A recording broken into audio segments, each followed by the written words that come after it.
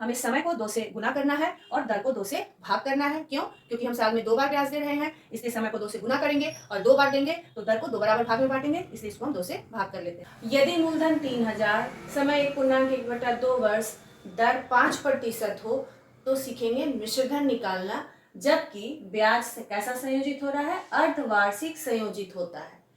ब्याज तीन तरह से संयोजित होता है, वार्षिक, अर्धवार्षिक और त्रैमासिक। तो वार्षिक पर सवाल मैंने पहले भी बताया हुआ है। आज हम सीखेंगे कि यदि ब्याज अर्धवार्षिक संयोजित होता है तो हम मिश्रधन कैसे निकालते हैं। तो अर्धवार्षिक संयोजित होने का मतलब होता है कि एक वर्ष में 2 बार, आप हर 6 महीने पर एक बार ब्याज देंगे। तो इसका मतलब हो गया आपको साल में 2 बार ब्याज देना है। तो इसलिए हम समय को क्या करेंगे, पूर्णांक है, इसको पहले भिन्न में बदल लेते हैं और उसके बाद समय को हम 2 से गुना कर देंगे। जो भी समय दिए रहेगा उसको हम अर्धवार्षिक में 2 से गुना करेंगे, क्योंकि अब हम एक साल में 2 बार दे रहे हैं। इसको हल करेंगे तो ये 3 वर्ष नहीं होगा, 3 अर्धवार्षिक, यानी कि आप 1.1/2 वर्ष में 3 बार ब्याज देंगे हर 6 महीने पर। और इसी तरह से दर में भी बदलाव होगा। दर में हम क्या करेंगे, 2 से भाग कर देंगे। तो जब कभी भी ब्याज अर्धवार्षिक संयोजित होता हो तो मिश्रधन और चक्रवृद्धि ब्याज निकालने में हमें समय को 2 से गुना करना है और दर को 2 से भाग करना है। क्यों? क्योंकि हम साल में 2 बार ब्याज दे रहे हैं, इसलिए समय को 2 से गुना करेंगे और 2 बार देंगे तो दर को 2 बराबर भाग में बांटेंगे, इसलिए इसको हम 2 से भाग कर लेते हैं। अब हम निकालेंगे मिश्रधन। तो मिश्रधन का सूत्र होता है A बराबर P1 + R/100 पावर T। मूलधन कितना हो गया हमारा? 3000।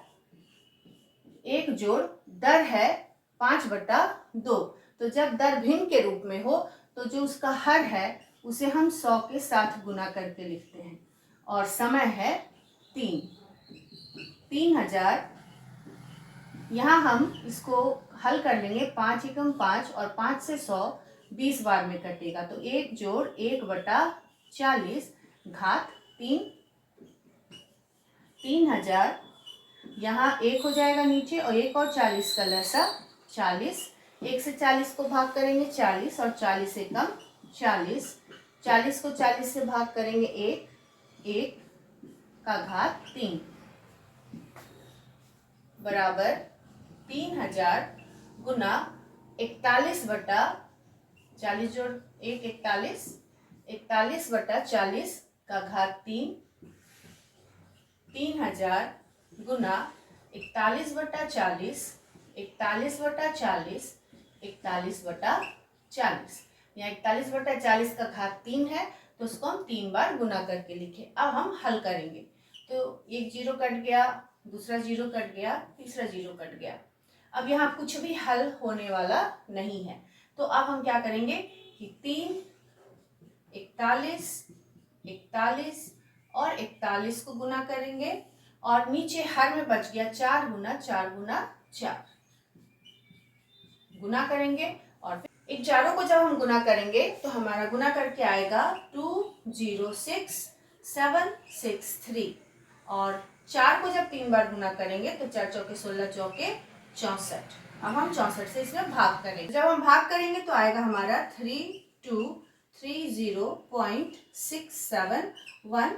यहाँ दशमलव के बाद हम 3 ही अंक तक भाग किए क्योंकि ये आगे कंटिन्यू हो रहा था। दशमलव का भाग कैसे करते हैं इस पर मैंने वीडियो अलग से बनाया है, आप उसे देख लीजिएगा।